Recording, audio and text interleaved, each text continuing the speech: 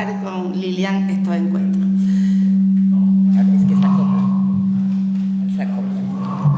Luisa Isabel Álvarez de Toledo, 21 duquesa de Medina Sidonia, uno de los títulos más antiguos de España, pertenecía a una de las familias de mayor linaje, hija de Joaquín Álvarez de Toledo y Carmen Maura, bisnieta del estadista Antonio Maura, nieta del historiador y escritor Gabriel Maura, sobrina del político Miguel Maura. Imaginaros qué familia, ilustrado, nobleza.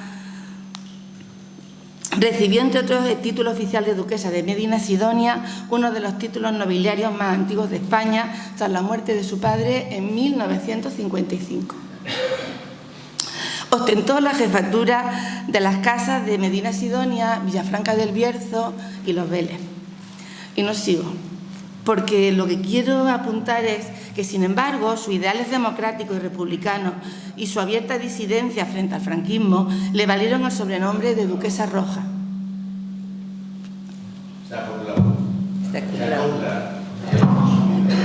Serrat 1.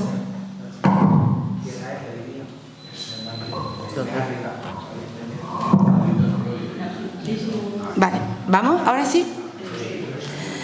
Bueno, pues desde el último punto. Sin embargo, sus ideales democráticos y republicanos y su abierta disidencia frente al franquismo le valieron el sobrenombre de Duquesa Roja, sobre todo a partir de dos momentos fundamentales. En primer lugar, en enero de 1967 estuvo una manifestación de vecinos en Palomares, Almería, que tenía como objetivo protestar por el desamparo sufrido por los habitantes de aquel municipio, afectados materialmente por el accidente aéreo ocurrido allí unos años antes, cuando un avión norteamericano accidentado dejó caer 4 bombas nucleares. La duquesa fue detenida antes de comenzar la protesta, cuando se dirigía con 200 personas al autobús que iba a trasladarlos a Madrid. Acusada de un delito de manifestación no autorizada, con graves alteraciones del orden público, condenada a 1 año de prisión y 10.000 pesetas de multa. El segundo episodio fue todavía más sorprendente.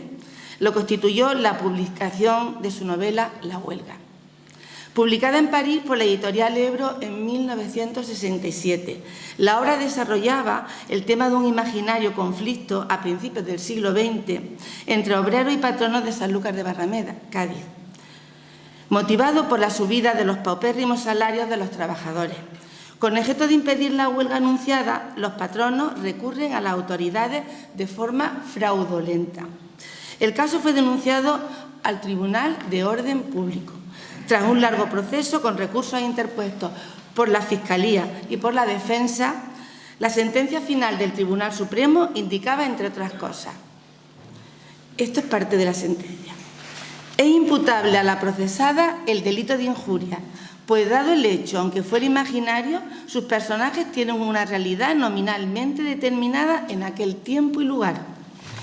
El juicio de sus actividades profesionales está además descrito con descrédito y menosprecio, con publicidad escrita y es objetivamente ofensivo, como este ánimo preciso para resaltar una situación social injusta interpretada por quien sale del territorio nacional para emitir juicios adversos e inventar conflictos, además de hacer intervenir en ello autoridades y agentes a quien desacredita intencionadamente.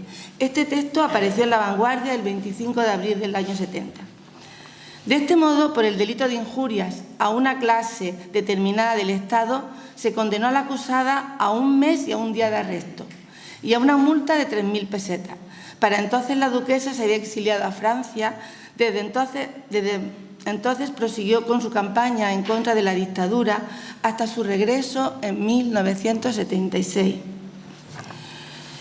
Luego hablaremos de ella un poquito más, pero creo que voy a dar paso a Lilian.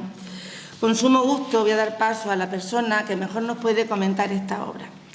Lilian Dalma es historiadora especializada en historia moderna y contemporánea, presidenta de la Fundación Casa Medina Sidonia. Una gran responsabilidad que desempeña con mucho trabajo y tesón. Nuestro agradecimiento a su labor tan silenciosa como constante, con dedicación plena a la conservación y difusión de nuestro patrimonio histórico-artístico. Damos paso a su conferencia Un mundo heredado, la vida precaria en la novela de La Huelga. Muy bien. Bueno, vamos.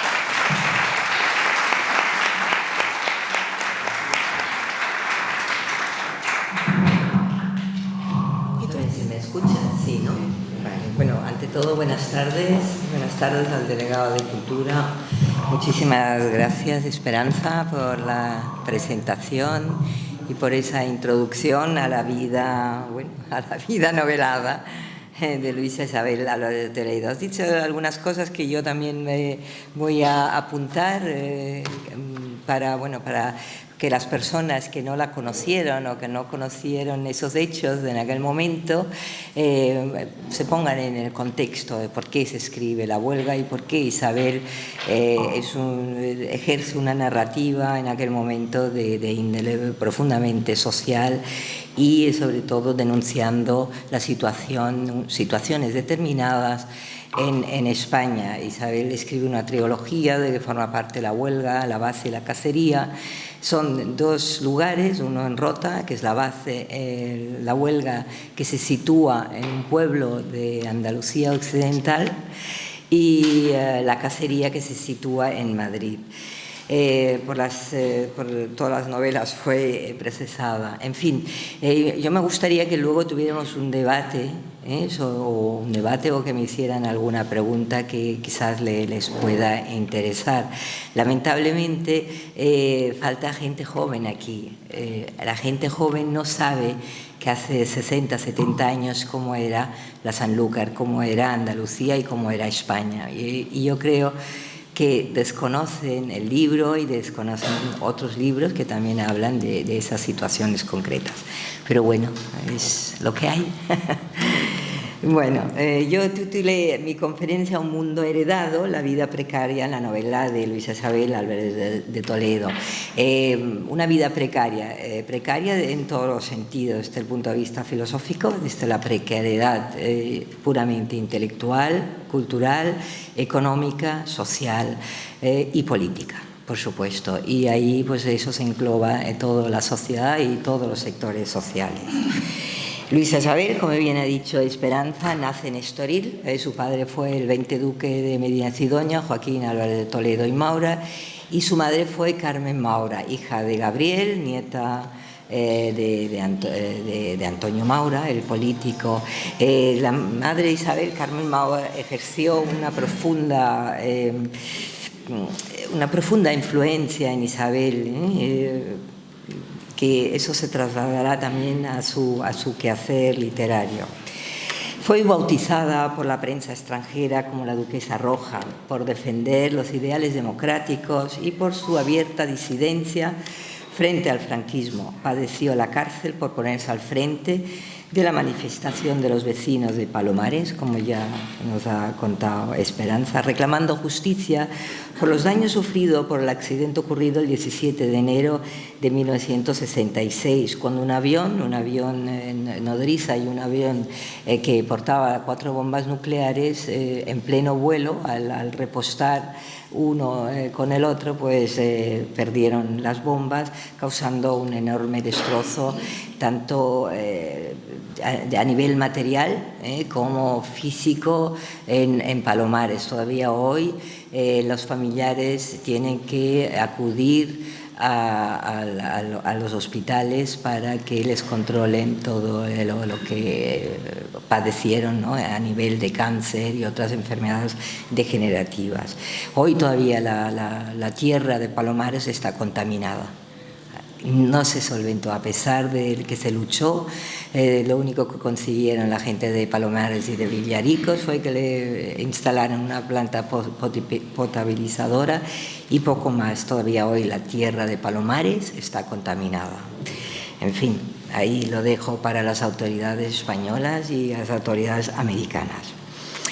En esta manifestación pacífica, la Guardia Civil cargó contra 200 participantes, momento en que se detuvo a Isabel, acusada de un delito de manifestación no autorizada, con grave alteración del orden público. Fue condenada a 1 año y 10.000 pesetas de multa. Uno de los instrumentos más notorios de la represión franquista fue el Tribunal de Orden Público, que juzgaba los casos de motivación política. Durante 13 años, una media de 12 acusados comparecían diariamente ante ese tribunal, incluyendo domingos y festivos. Entre esos acusados se encontraba Isabel. Juan Goytisolo escribió: Luisa Isabel Álvarez de Toledo no dudó en apoyar a las víctimas de aquella humillación colectiva. La lectura de La era de Palomares, que es otro libro que fue censurado en España, que se publicó en Estados Unidos y que solo con el advenimiento de la democracia, me creo que fue en el año 96 o 97, se publicó por la UNED, el libro de Palomares. La era de Palomares es el mejor modo de rendirle un homenaje que nuestra cicatera y olvidadiza clase política ha negado hasta el día de hoy, refiriendo a su obra en general. Tras salir de la cárcel, siguió con sus actividades antifranquistas, escribe artículos en El Sábado Gráfico denunciando la situación en las cárceles españolas. Se edita en París la primera de las novelas con las que iniciará la trilogía compuesta por La huelga, la baza y la cacería, que la consagrarían como escritora en países como Francia, Suecia y Estados Unidos. En el 67 se publica La huelga en Francia por la edición de la Librairie du Globe, dentro de la colección Ebro Novela, lo que le valía una nueva condena, imputándose a la procesada, y cito textual, el delito de injurias, pues dado el hecho, aunque fuera imaginario, sus personajes tienen una realidad nominalmente determinada en aquel tiempo y lugar.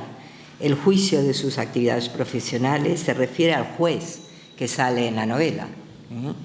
Está además descrito con descrédito y menosprecio, con publicidad escrita, y es objetivamente ofensivo. Con este ánimo preciso resalta una situación social injusta interpretada por quien sale del territorio nacional para emitir sus juicios adversos e inventar conflictos, además de hacer intervenir en ellos autoridades y agentes a quienes desacredita intencionadamente. Los hechos revisten carácter de injurias previstos y sancionados en el artículo 457, 458 y 459. Se dice que en la novela circula de forma clandestina por España, se vierten conceptos de carácter despectivo hacia la institución militar, lo que constituye otro delito, el de calumnias, injurias a autoridades militares, previsto en el artículo 317. Se le pide el procesamiento y le corresponde, se le condena a 6 años de prisión. En total se acumulan 4 procesos, el del Sábado Gráfico, los artículos de la huelga, manifestación, etcétera. En total se le acumulan 4 autos distintos y se expone a una cárcel de 24 años. Por consejo de un amigo y periodista, Mario Rodríguez de Aragón, quien había visto por casualidad ese expediente, el expediente de su detención en el juzgado, la avisó.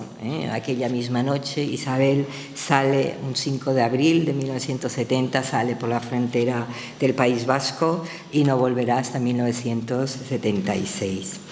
Total fueron 4 autos, 2 del año 70, concretamente el auto 1056. El fiscal pide 10 años de prisión, el abierto en el TOP, en el Tribunal de Orden Público, lo completa el sumario 1078 del año 71, por el que se le piden otros 7 años, y por el sumario 249-70 otros tantos años. Todos los procesos fueron consecuencia, dice Isabel, cuando ya está en el exilio, de haber usado una libertad de expresión que se respeta en cualquier país libre y que espero que se respete en el futuro por parte del Estado español. Según los datos facilitados por la BNF, o sea, la Biblioteca Nacional de Francia, en total se publicaron 73.500 ejemplares de tiradas de la huelga.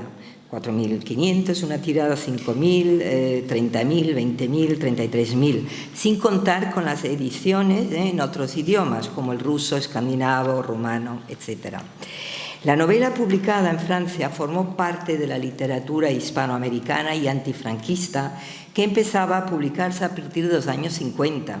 Según la historiadora Lise Martos, traductores como Claude Coffon, Mathilde Pomés, Marie Edgard, los grandes traductores del español al francés, fueron los encargados de hacer llegar al público francés las obras de autores extranjeros. Entre ellos estaba la de Luisa Isabel Alba de Toledo y la de Juan Guaitisolo. La huelga fue una de las novelas representativas de este periodo. En ella se mezcla la cruda realidad de la Sanlúcar de posguerra, con una profunda reflexión existencial y una técnica narrativa moderna que, en cierta manera, rompe con el realismo más tradicional. Fue editada por la editorial Grasset con 11.000 ejemplares, por el Club Français du Livre con 20.000 ejemplares, llegando a la consagración a nivel divulgativo con la edición de la Librairie Générale Française en su edición de bolsillo. Esta última presenta la novela como el primer testimonio sobre la España en su realidad cotidiana. Tras su publicación, la autora fue invitada a la Universidad de Nueva York, la Federación Suiza de los Socialistas Religiosos, Australia, la República Democrática Alemana y un largo etcétera de países donde participa activamente en foros, seminarios, simposios, hablando sobre la novela y desenmascarando el sistema totalitario con el fin de que las democracias tomasen conciencia de la realidad española, donde la tortura y la falta de libertades estaban a la orden del día. ¿Qué le motivó a Isabel a escribir La huelga? Ella nos lo va a decir. La autora nos cuenta que lo que le empujó a escribir La huelga fue lo que vio a su llegada a Sanlúcar en 1940, siendo una niña, hasta que tras el fallecimiento de su madre se marchó a vivir con sus abuelos a Madrid. Y dice: tuve ocasión de ver cómo la gente de mi pueblo se moría de hambre, cómo había unas cartillas de racionamiento cuyas cantidades eran mínimas. Era escasa y como además el racionamiento no llegaba porque se había creado el mercado negro, el extraperlo de un grupo de desaprensivos que hoy los podemos ver en puestos estatales, incluso jugaban con el hambre del pueblo, se enriquecían con el hambre y mientras gran parte de España se moría, un pequeño grupo de privilegiados y un pequeño grupo de comerciantes enchufados vendían claramente el suministro de los españoles. Eso fue lo que yo vi. Citan nombres que yo ahora no viene al caso porque viven los familiares y vamos a dejarlo, ¿no?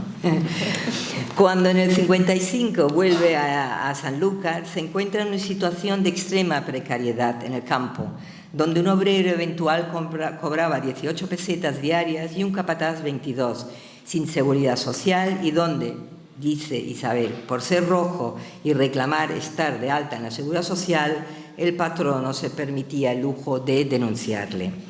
Y es esta solidaridad moral con el padecimiento del pueblo, según nos dice la historiadora Elise Martos, con la que se construye la novela. Ese contexto dio lugar a una literatura de compromiso que refleja los problemas sociales y personales de la Sanlúcar de aquel momento, a la vez que buscaban nuevas formas de expresión.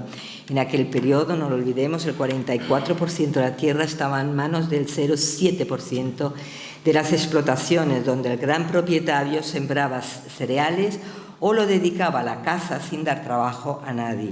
La huelga se escribió con una clara intencionalidad crítica hacia la realidad española, en la que se reflejan las injusticias sociales, la opresión política y las dificultades de las clases trabajadoras. La novela pone el foco en la vida cotidiana de la España franquista, mostrando sus sombras y sus contradicciones. Ahora voy a hablar un poco de la novela y los personajes. La novela está centrada en las condiciones imperantes de la sociedad sanluqueña de los años 55-60. La trama se desarrolla en torno a los conflictos entre los obreros del campo y la patronal, los patronos de Sanlúcar de Barrameda, cuando los primeros reclaman una subida salarial de 80 pesetas, a lo que se niegan los dueños de las fincas, recurriendo a la fuerza con ayuda de las, como no, autoridades locales. Isabel Álvarez de Toledo, a través de las descripciones de los destinos colectivos del obrero del campo, nos dibuja una imagen compleja y crítica de la sociedad sanluqueña de aquel momento. No solo hila emociones a través de los personajes, sino capta la realidad existente con la mayor fidelidad posible, llegando a la raíz de sus emociones vitales, que son narradas con detalle y con objetividad. La dureza con la que describe esta sociedad, en cierto modo, nos predice su fin si nos centramos en las tensiones políticas y sociales que se vivieron en pleno franquismo y que nos anuncian la decadencia de la burguesía sanluqueña de aquel momento. De no menor importancia es el recurso estilístico y narrativo que emplea a la hora de escribir los personajes. Me refiero al uso de expresiones y modos de expresarse propios de las clases populares sanluqueñas, en el que queda reflejada el habla cotidiana, informal y a menudo coloquial, teniendo un impacto profundo en toda la narración. Ello permite que los personajes sonaran auténticos y representaran de forma fidedigna a la gente real, logrando enfatizar la diferencia de clases y las desigualdades sociales. Las fuentes de los argumentos generadores que evoca la novela se basan en un concepto histórico de una realidad colectiva de los 115 personajes que transitan por las páginas, siendo la mayoría de ellos autores secundarios. En la novela se tienen en cuenta aspectos sociales, económicos, culturales, comunicativos e históricos. En todo momento, la noción de lo colectivo está por encima de las individualidades, privando el análisis psicológico de los personajes que se mueven en un espacio y tiempo concreto. Uno de los personajes centrales será Antonio, encarcelado, torturado y ejecutado por la Guardia Civil. Don Antonio, que no dudará en maquillar su muerte con la complicidad de los médicos, del hospital, del notario, magistrados sordos y un gobernador y alcalde corruptos. Por la novela también transitan sindicalistas de la Falange y el mérito de grandes virtudes humanas personificado en la figura de don López Vázquez, gitanos, comerciantes, pescadores, las mujeres y hombres protagonistas de una huelga agrícola en época de vendimia. La reducción radical de las relaciones, a veces violentas, entre ellos, reduce el horizonte de posibilidad de lo que podría ser. Para la autora, quien eres depende en gran medida de con quién te encuentras. La atmósfera básica del libro está enfocada a la reflexión sobre asuntos públicos y privados, pudiéndonos distinguir dos ejes centrales: la rebelión contra lo establecido, contra el conformismo, contra la desigualdad. En segundo término, la transgresión a las normas de una sociedad anclada en el pasado, donde la falta de tolerancia y libertad son la herramienta para imponer la ideología de la sumisión. La literalización de la vida cotidiana de la ciudad de Sanlúcar, provinciana, con sus costumbres y tradiciones, nos presentan a los personajes de la novela traspasando los límites del barrio alto y bajo, como si de una frontera se tratara, no solo en lo físico, sobre todo en lo social. Bajar a la Plaza Cabildo se convierte en traspasar las fronteras sociales. En la novela aparece un párrafo que voy a citar aquí. En la Plaza Cabildo los obreros ocupaban el centro. No hacía mucho tiempo que el hombre de alpargata bajaba al barrio elegante. No se acercaban a los bares porque son para los señoritos. Aquí cabría hacer un símil con la novela de Tiempo de silencio de Luis Martín Santos, publicada en 1961, donde la atención del autor se desplaza cada vez más del centro a la periferia de los barrios pobres. Los obreros, como Calero, el Negro, Antonio, representan al héroe idealista que busca cambiar el destino y nos introduce en una tragedia inevitable. Mientras se va anunciando la huelga, los protagonistas se enfrentan a su imparable destino, donde el juez, con su retórica paternalista, impone la explotación y la injusticia. Cito un párrafo. Dice: el juez sonrió benévolo. Con la gente del pueblo, la benevolencia es un arma eficaz. Vamos a mirar las cosas con calma y como son. Denunciando, no adelantáis nada. Como comprenderéis, la Guardia Civil, que está fundada para mantener el orden, tiene leyes especiales que, aunque no las conozcáis ni se divulguen, existen. Si el señor Brigada ha creído necesario corregiros un poco físicamente para evitar que sigáis por los malos caminos, está en su derecho. No cabe duda de que la dictadura se basaba en el poder de los militares, la Iglesia, los monárquicos y la Falange, y gozaba del favor de los grandes terratenientes, la oligarquía industrial y financiera. Dictadura que impuso y perpetuó sin piedad la distinción entre vencedores y vencidos hasta finales de los años 50-60.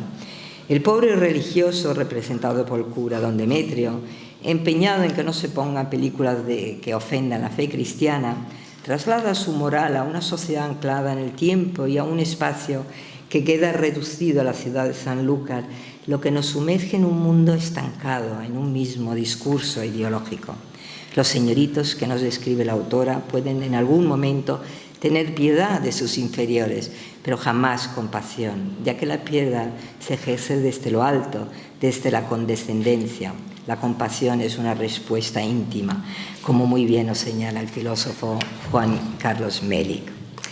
Centrándonos en los caracteres de los personajes, podemos distinguir al servil, al humillado, al orgulloso, al taimado, al mentiroso y traidor, al bondadoso y al valiente, que no se arreda ante el peligro. En este mosaico social aparece el chunga, al que ya no le dan trabajo por viejo y que pensaba que los tiempos pasados fueron mejores que los que estaba viviendo. El mochuelo, a Juan, a don Claudio, propietario de la Torrecilla, don César, causante de su ruina, el número Pérez, Garistán, don León, asentado fielmente sobre los principios amorales franquistas. No debemos olvidar la figura de las mujeres que transitan en la trama de la huelga. Son mujeres sin derechos, marcados por los principios del nacionalcatolicismo. No se les permite tomar decisiones sobre sí mismas ni participar en la vida más allá de la crianza de los hijos y el cuidado del esposo, hermano o padre. Sus cualidades han de ser la virtud y la diligencia. Se les asigna el papel de ama de casa, madre, y se les relega un microespacio como es el hogar. Su papel está ligado a la sumisión. Cito un párrafo de la novela. Las mujeres hacían calceta en la Valenciana, comentando el último chisme, los trajes que se hacían. Donde pasan pocas cosas, la modista es un sujeto digno de atención. Salvadora representa a esa mujer que no acepta lo nuevo, cargado con su mochila de prejuicios y miedos que desembocan en un discurso violento y lleno de abnegación y luchando por sobrevivir. La mujer de notario, Caridad, la criada de brigada don José, su mujer, o la marquesa que sobrevive gracias a la actividad de sus parientes, a todas ellas les vincula una moral retrógrada asentada sobre los principios de una existencia basada en la hipocresía y en un código de valores impuesto por el nacionalcatolicismo, las leyes franquistas y un sistema judicial perverso. De entre este mosaico de mujeres destaca Rocío, propietaria de tierras vinícolas, y Beli, la secretaria del sindicato oficial. Ambas nos señalan el mundo que está por venir en cuanto a los derechos de la mujer, saliéndose de algún modo de este ambiente opresor. Regla, la mujer de Casimiro Ruiz, secretario del juzgado, que no duda en llamar al juez un buen pájaro es don Alberto. Para Regla, la palabra pájaro era un signo de admiración. Los pájaros ganaban dinero, rodaban sobre 4 ruedas y regalaban abrigos de visión. De ellos salían gobernadores, ministros y otros peces gordos, dicen la novela. Su figura reproduce una profunda desorientación respecto a los valores morales, contaminadas por las condiciones de las normas impuestas por el fascismo, que rompen la vida de los protagonistas de manera cruel y despiadada, sin saber resolver sus propias contradicciones, y así, desorientados, se adentran en el caos aceptando que condenen a su prójimo. Pero si en algo podemos percibir el derrumbe de los valores éticos y morales de aquella sociedad, será en los párrafos donde la autora describa las escenas más despiadadas y demoledoras de la novela. En esta ausencia de virtud, las violaciones de una niña de 15 años, Macarena, hija del capataz Juan, o la gitanilla comprada, violada por mediación de la alcahueta Mari, o la tagala, víctima de una violación grupal, se pone de manifiesto que Dios ha dejado de existir en este universo cerrado, donde la culpa o la venganza ha dejado paso a la brutalidad más absoluta. El drama está en la lógica de los protagonistas, los hombres desalmados que ejercen su crueldad amparándose en las leyes morales del sistema. Es esta lógica de la crueldad que se pone de manifiesto en la novela y la que denuncia la autora. El universo de los personajes es un universo cerrado, opresivo, del que nadie puede escapar. Los verdugos gozan con la resistencia de las víctimas, cuando más dolor, más placer. El otro no existe como singular, no tiene nombre propio. Los personajes femeninos, así como los masculinos, están sustentados por la autora desde una óptica realista, donde la contingencia, el dolor, están presentes por la inseguridad de la vida. algo que resulta ineludible y donde cualquier proyecto de futuro está supeditado al azar. Estas contingencias son elementos constitutivos de los personajes y de las relaciones que mantienen entre ellos. El obrero que lucha por un salario digno y las mujeres con su sumisión nos muestran su fragilidad, su mundo vulnerable, sometido a una moral condicionada por las leyes de la costumbre, impuestas por el cacique, el señorito o el patrono, también representado por don León o don César, quienes no sienten culpa y menos vergüenza de sus actos. Es esta desculpabilización, la crueldad, en esta se convierte en una categoría. Cito un párrafo de la novela. El ama sonrió, disimulando su despecho. Le hubiese gustado que don César se encapriche, porque el cliente en picado deja doble que los de paso. Don César siempre fue así. Las primerizas le gustaban más que un chiquillo un cochecito, pero una vez catadas las dejaba de lado. La parte fundamental de la obra, la huelga, nos lleva a la reflexión sobre la contingencia humana, en donde los acontecimientos de la clase más desfavorecida son la expresión de la vida, de la fragilidad y su vulnerabilidad.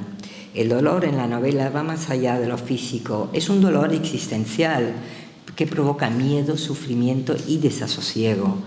La autora nos muestra los mecanismos de manipulación del poder, cómo se va gestando e imponiendo sobre aquellos que quieren cambiar el orden de los valores tradicionales establecido a lo largo del tiempo por las clases dirigentes.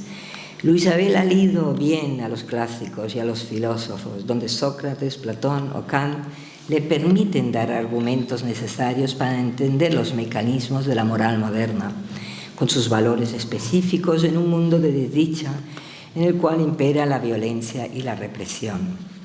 Como conclusión, decir que los 115 personajes forman una realidad colectiva que nos conduce a un mundo legitimado en la opresión y la violencia, donde el poderoso desarrolla su discurso radical asentado sobre las relaciones de poder de una minoría legitimada por el régimen.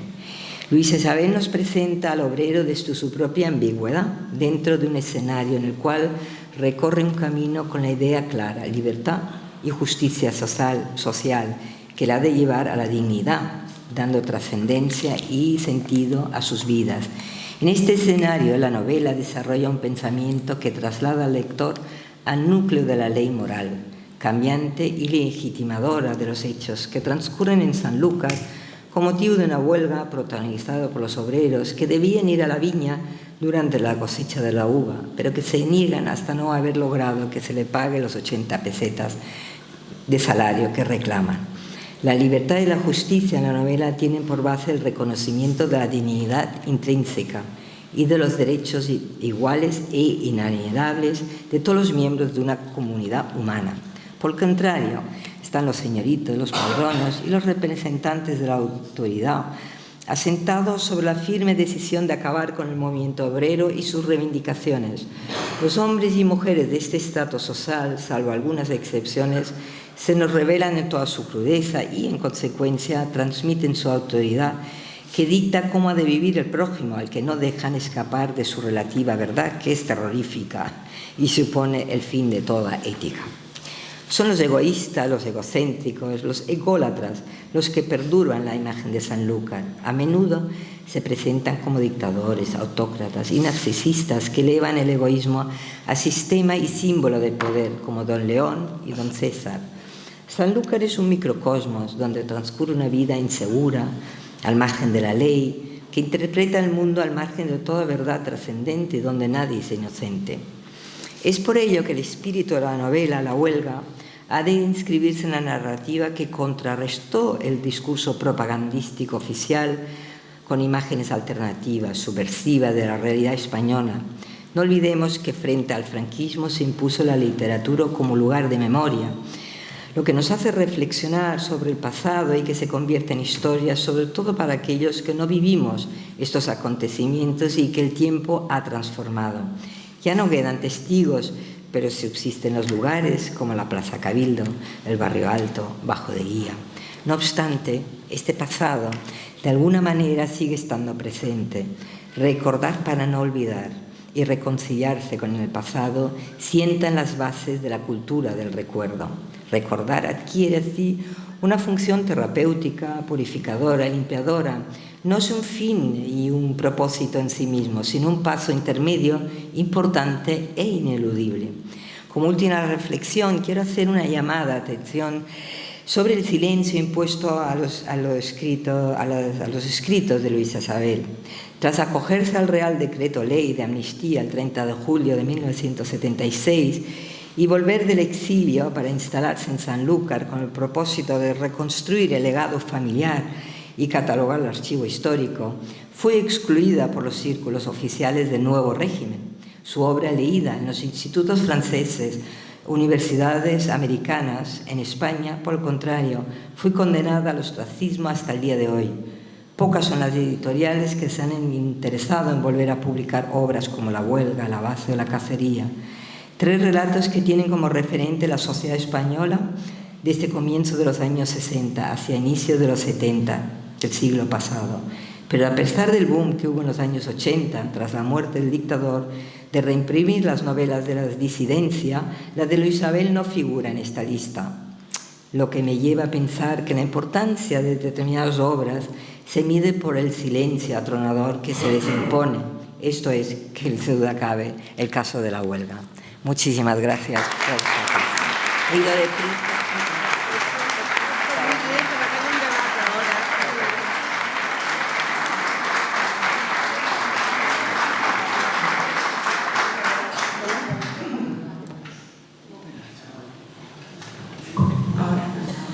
Bueno, lo que está claro en una jornada sobre la memoria, me quedo con la memoria de una mujer libre, luchadora, demócrata, solidaria con los que sufren.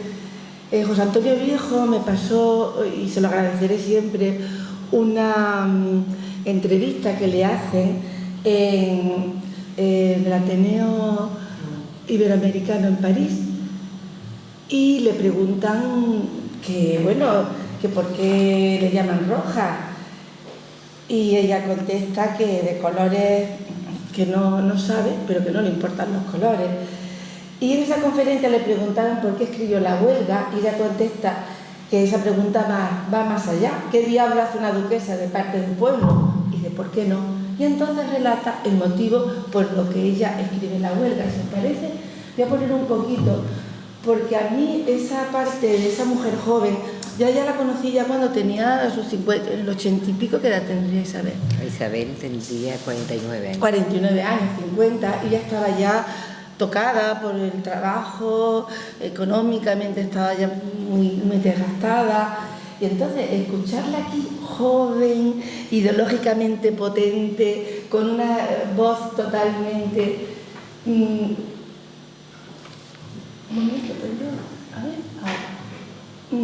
creo que vale la pena que antes del debate la escuchemos un poquito.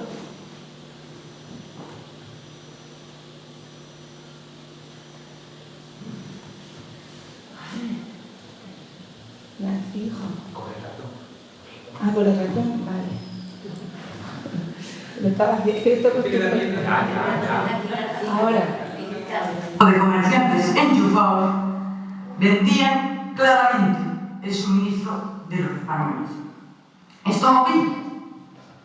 Si yo digo que cualquier hijo de trabajador tiene perfecto derecho a llegar a sus estudios donde le permita su inteligencia, sin que motivaciones económicas le impidan ir más allá, la misma razón uso ahora para decir por qué se va a impedir a una duquesa ver lo que pasa a su alrededor y quererse colocar al lado de la justicia. En aquella época me acuerdo que para subir los precios, porque por ejemplo hubo años malos, pero también los hubo buenos, hacia 45, 46, se perdían cosechas enteras de trigo, partidas de lana, y mientras tanto, voy a citar nombres. Un señor llamado Bardomec, reponedor, viñatero, y recientemente presidente de la Diputación de Cádiz, hacía la caridad a un convento de monjas de Cres, Pero casualmente, un hombre honrado que se llamó Bustillo, que estaba en la comisaría de abastecimientos, encontró los sótanos y los bajos de ese convento llenos de trigo del señor Domecq, que vendía de esta red. O sea, sí, un pequeño proceso, e incluso se puede mirar los archivos del ruedo, están todavía las fotos de Álvaro Domecq y los montones de trigos detrás. Esto era el 45, 44, 45. Bueno, pasa la época de la posguerra. Esa época en que ningún obrero, ningún trabajador, ningún hombre del campo podía estar seguro, ni muchos intelectuales. Esa época en que por una denuncia, por una murmuración o por saber demasiado, se podía ser fusilado. Y se fusilaba. Porque si hubo 1 millón de muertos en la guerra, me gustaría que algún día contabilizásemos cuántos hubo después. Gente que muchas veces ni se había metido en nada, pero la iban a buscar a su casa. Y entre dos se la llevaban y no se volvía a saber. Podemos decir que el último muerto de la guerra fue Julián Grimao, muerto en el año 63, el último fusilado. Ahora hay muertos otra vez. Pero son muertos de la nueva etapa. Digamos, son muertos de los que empezamos a ir adelante. Bien, en esta situación que veía en Sanlúcar, me separo del campo y voy a vivir con otra rama de mi familia en Madrid, donde sí se ejerce esta carrera. Y veo que en casa no falta de nada, que ese grupo, ese sector que vive sobre el pueblo, en fin, se me va olvidando el pasado, hasta que en el año 55 y 56 vuelvo a Sanlúcar. Creo que todo ha cambiado, porque muchos de ustedes, supongo, irán a España en vacaciones, verán que en Madrid hay muchos coches, y en Sevilla también, y que en fin, que parece que eso ha subido. Entonces se me olvida uno, que en el mismo Madrid, un poco más abajo, hay gente que vive en chabolas, hay obreros que trabajan durante 8 y más horas diarias para no ganar lo suficiente para comer. Porque el salario base actual es de 120 pesetas, lo que desde luego es insuficiente. Y hay parados, porque hay un paro de médico. Entonces hay una situación grave. Entonces esto se olvida. Y a mí se me olvidó. Me encuentro en 55, un campo, donde un obrero eventual gana 18 pesetas diarias o 22 si es capataz. Entonces los huevos estaban a 1,80. Prácticamente imposible vivir. Donde no se dan seguros sociales y donde todavía los patrones se permiten el lujo de denunciar a un individuo por robo cuando pide que le paguen sus seguros sociales o cuando piden que le den los derechos mínimos. Esto me hace volver a la realidad, comprender que la capital, el barrio de Salamanca, es nada más que un sector de España. España, somos 30 y tantos millones, y que España no es el 1,5% de los españoles, son el resto. Entonces, pues por circunstancias de vivir otra vez en Sanlúcar, vuelvo a ponerme en contacto con el pueblo y sí, me pongo a su lado. Yo no soy un dirigente. El pueblo se sabe dirigir muy bien. Los obreros de hoy saben muy bien dónde van y dónde quieren ir. Pero prefiero estar a su lado. En fin, en la huelga se me ha dicho que voy demasiado lejos, que digo cosas que no son reales. Por ejemplo, hay figuras que no existen. Miren ustedes, en el campo se trabaja una media de 40 días al año. Con 40 días al año no se puede vivir. Me dirán que era el recurso de la inmigración. Estamos de acuerdo, pero la inmigración está reglamentada, no solo en el exterior, sino en el interior. Cuando llega una época de cosecha o de siembra, los propietarios quieren tener un remanente de brazos, como es lógico. Esto es conocido, no estoy descubriendo nada. Un remanente de brazos para que les garantice encontrar esos obreros. Entonces, cuando se establecen los grupos de emigración a través del sindicato vertical, que como ustedes saben defiende al mismo tiempo el interés del propietario, del patrón y del obrero, lo cual es imposible, claro. Pues los empresarios que están defendidos establecen un número determinado de manera que no les falta gente. Con lo cual, siempre seguimos teniendo esos parados, siempre el obrero sigue sufriendo esta situación de tener que comer afiado y vivir afiado. Cuando viene la migración, ahorran algo, pero es mínimo. Y luego, lo poco que ahorran, con un poco de mala suerte, va a comprar el piso. Y ese piso, creo que ustedes están un poco al tanto de los escándalos económicos españoles, ¿no? Por ejemplo, la cooperativa Nueva Esperanza. Precisamente es en este tipo de empresas constructoras destinadas a comprar casas al trabajador, hacer casas para el trabajador, donde las crisis son más graves y más claras. Nueva Esperanza, Cuello, etc., después de haber recogido el dinero de estos hombres que han estado haciendo un esfuerzo durante años, se permitieron el lujo de quebrar con un agujero de 2.000 millones de pesetas sin construir nada, a pesar de que ya habían vencido los plazos, y de dejar a esta gente en la calle. Hubo unas pequeñas detenciones, pero no pasa nada. Y se rumorea que ese dinero está en su casa.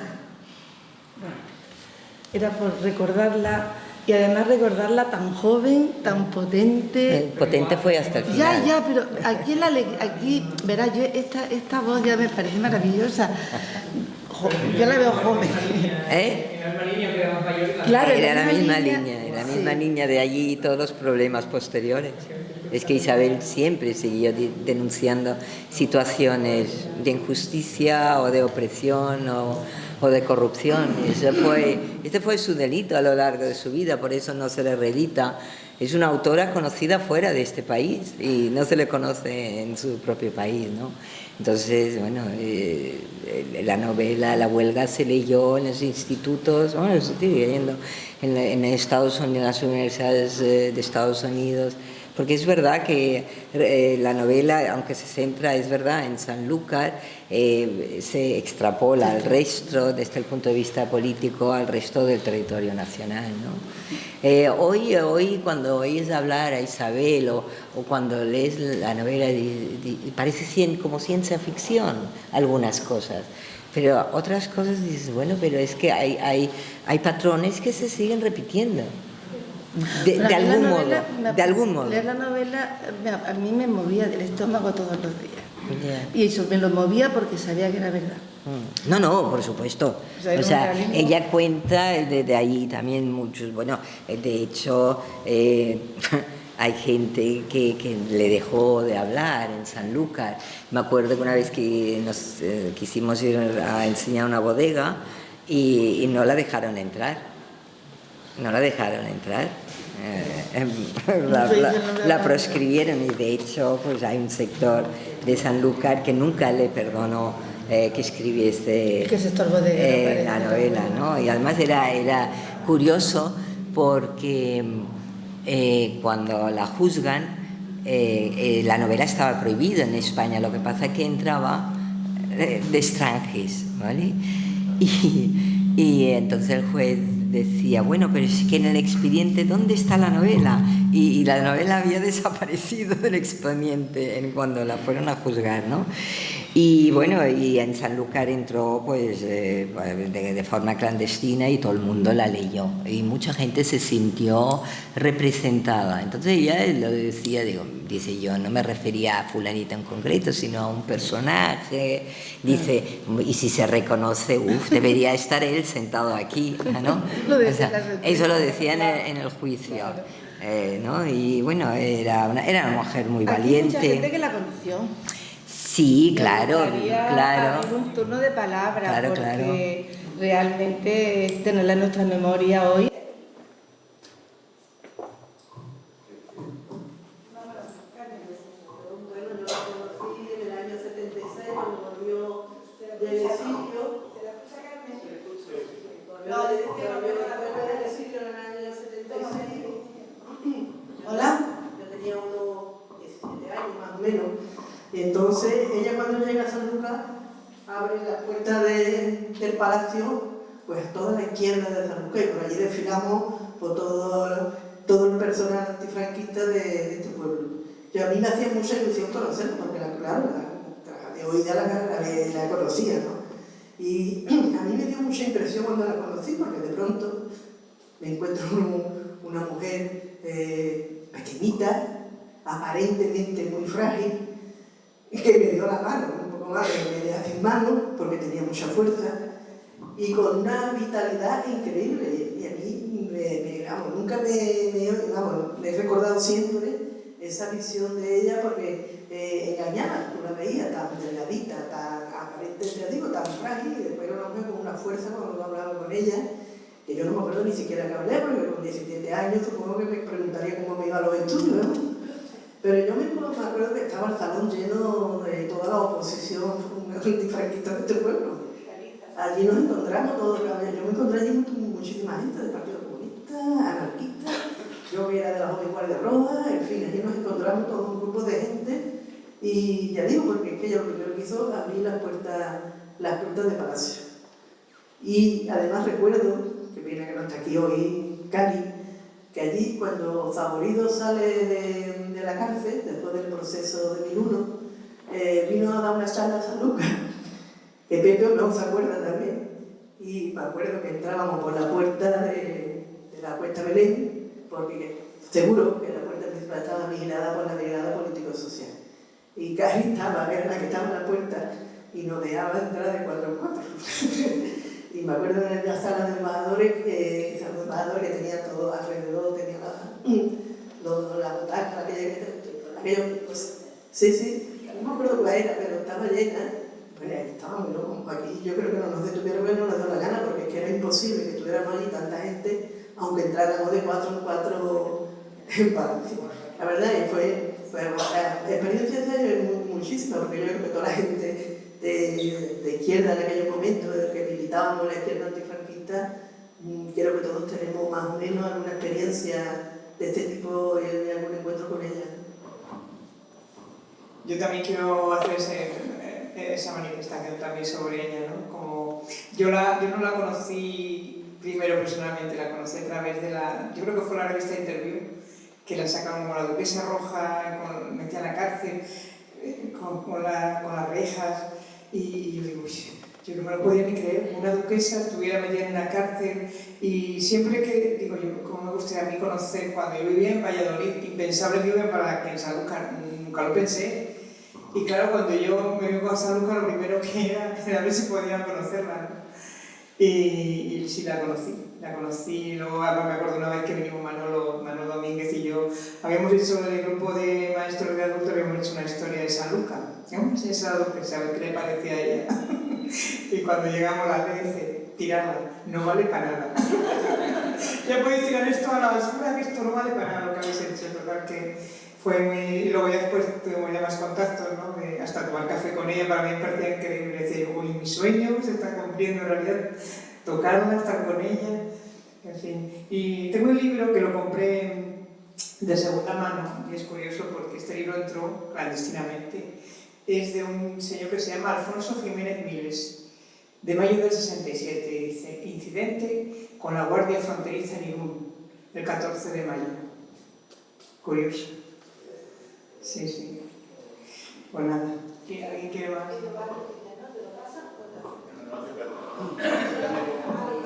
Yo me pongo de pie, no de Lo primero, yo quiero felicitar a Lilian por su exposición, una exposición para mí brillante. El análisis sociológico que has hecho de esa Sanlúcar, que estaba reflejada, que está muy organizada en la huelga.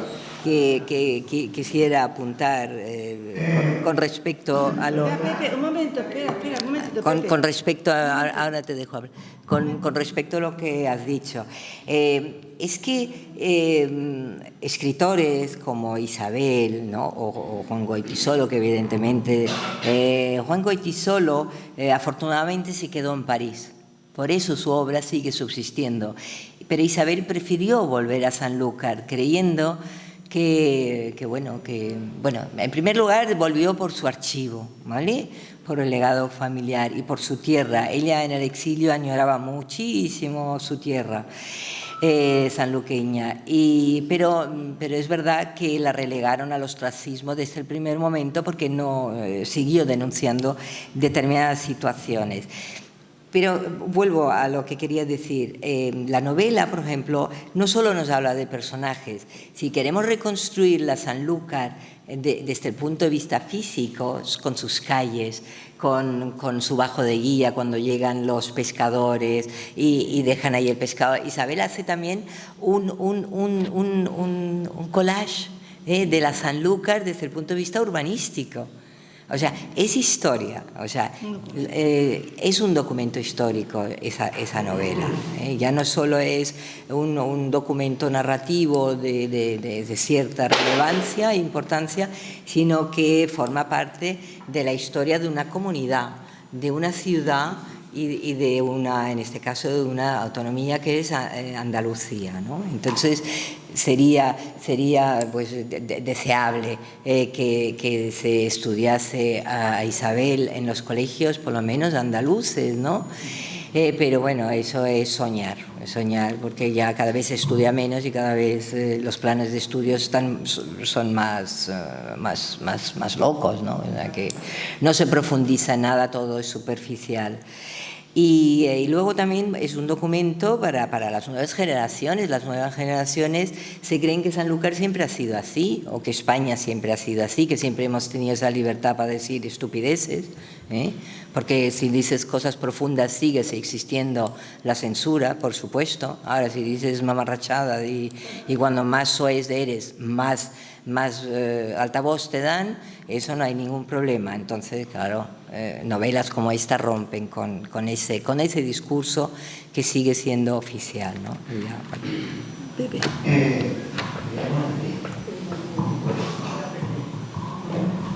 Perdonad que es una pena que no sea conocida por la juventud que hoy existen en Sanlúcar de Barrameda, porque se le pregunta a cualquier persona y no sabe quién fue la duquesa. La duquesa fue una de las personas que fue capaz de organizar y acordar, y en la novela lo dice lo que fue los trabajadores aquí.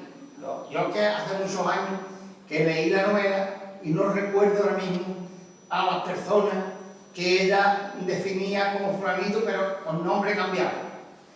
Entonces es una pena todo eso. Pero a mí, yo quiero decirle a ustedes que me pasó una anécdota con ella, que estuvo en Frankfurt, no me acuerdo el año que fue en el 72-73.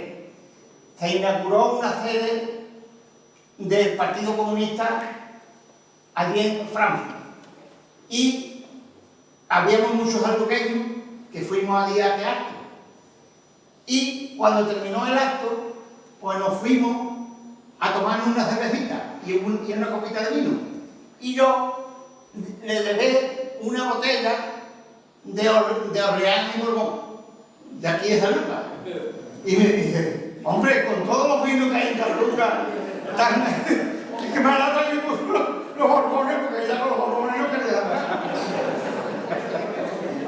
Pues después, cuando terminó, yo como era uno que había sido el que había propuesto a ella para que fuera a ese acto de inauguración de la sede, pues fui con ella y unos cuantos sanluqueños a sacarle el billete que estaba en París.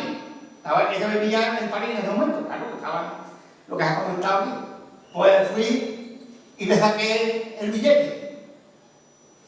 Y resulta que me dice, Usa, no me vas a sacar el billete de primero, ¿cómo es?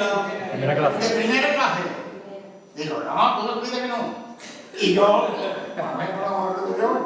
la tuve que sacar, y al cabo de 12 años, en el 2000, cuando era niño latino, en el 1976, pues me llevan allí porque yo sabía un poco alemán. Y me llevan allí porque me venía una revista alemana que se llamaba Stern, que es la estrella. Total, que me invitaron allí. Y cuando me vio de lejos, dice, ¿cómo me la diste? Digo, porque la saqué de primera. Así es que fue una... Yo después la tuve tratando porque, en fin, pero ha sido una de las personas más honestas que yo he conocido en San Lucas de Barrameda. Y en otro lado también era honesta, pero es verdad que... Y perdonad por esta intervención mía.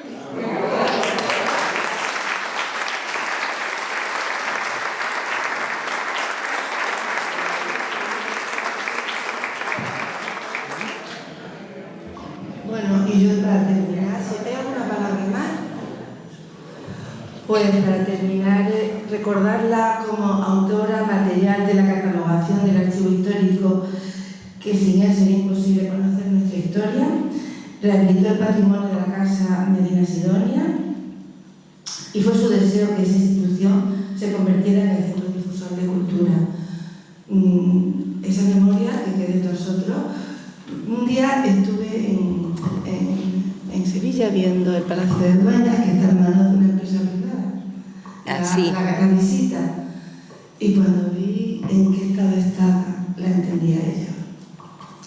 Que por cierto voy a aprovechar para decir que el Palacio está abierto gratuitamente el día de visita a los sanluqueños. Los sanluqueños no pagan, ¿vale? También gracias a la colaboración con el Ayuntamiento de Sanlúcar, que siempre nos presta una pequeña ayuda, a pesar de cobrarnos el IBI, que es totalmente injusto. Nos cobran el IBI, pues es un BIC, pero como tenemos una pequeña cafetería, hospedería, nos cobran es una burrada, nos va a llevar a la ruina, más tarde o más temprano, pero bueno, espero que el Ayuntamiento nos siga ayudando y que los sanluqueños sigan disfrutando de su patrimonio, porque así lo quiso Isabel, y que su obra no caiga en el vacío, ¿vale? Muchísimas gracias.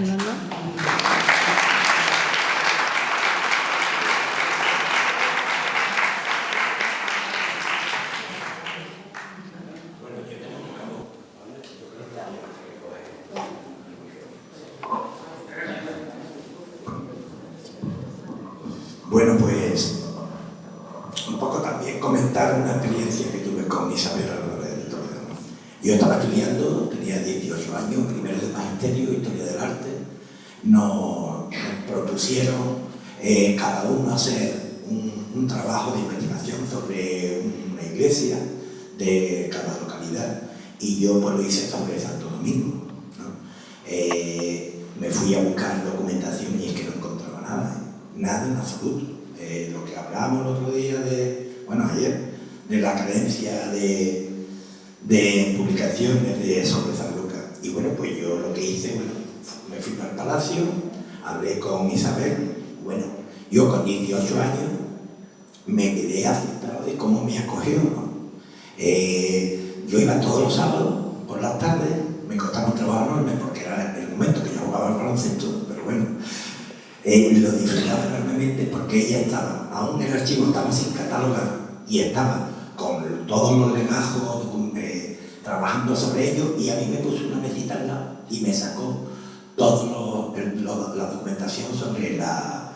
Claro, es que la iglesia de Santo Domingo fue patrocinada por los duques de Medina Sidonia, de manera que me sacó todo. Y bueno, pues esa es la experiencia, lo que quería aportar también sobre Isabel, ¿no? Después fuimos Alfredo Barragán y yo con una nueva historia de San Lucas, y nos dijo que estaba bastante acertada. La primera. Bueno, quiero ser breve, pero hay dos cosas, ¿no?, que quiero resaltar. Uno, que aparte de una novela es un documento histórico, porque decía una alumna del CEPER Mar de Leva, de Patrimonio, Manolo, yo tengo ese libro en mi casa que mi padre ha puesto al lado de cada personaje el nombre del personaje real de San Lucas. Es decir, es un documento de toda una época social de San Lucas que no podemos dejar en el olvido, y también decir que Eduardo Córdoba, aunque evidentemente es de San Lucas, pero como como él dice, de más intensidad, porque él vive en Pamplona y vive poco tiempo aquí, haya sido capaz de sacar esta novela y ponerla sobre la mesa para rescatar un poco nuestra memoria colectiva. Y por otro, y ya para acabar, por no ser pesado, sí que hoy estamos recordando a Isabel Álvarez de Toledo, que es verdad que Sanlúcar le debe muchísimo por toda la catalogación que hay en el archivo, junto con, precisamente con Lilian, lo que tenemos de patrimonio en el palacio, lo cuidado que está.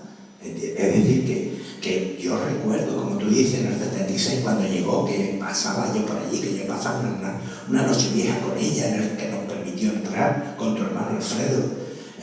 Lo que era el palacio y lo que es hoy es un primor. Es decir, nosotros tendríamos que estar súper orgullosos de ese patrimonio que Isabel, junto con Lilian, le ha dado a la población de Sanlúcar. Y yo creo que hoy lo que estamos aquí debemos intentar, no intento ser maestro, porque Carmen me dice que pero sí comprometernos un poco con la Fundación Casa Medina Sidonia, que es realmente lo que la herramienta, el instrumento que crearon para que ese patrimonio siga siendo de Sanlúcar. Y es que realmente la Fundación Casa Medina Sidonia, nosotros pensamos que las cosas funcionan, que tiran, pero realmente se necesita un apoyo de las instituciones. Narciso, que sé que está por el tema, que hemos hablado con Carmen allí precisamente de este tema, y ha dicho que basta, pero también por parte de la ciudadanía de Sanlúcar, ¿sabes? Que estemos apoyando la obra de ella y su memoria a través de la Fundación Casa Medina Sidonia.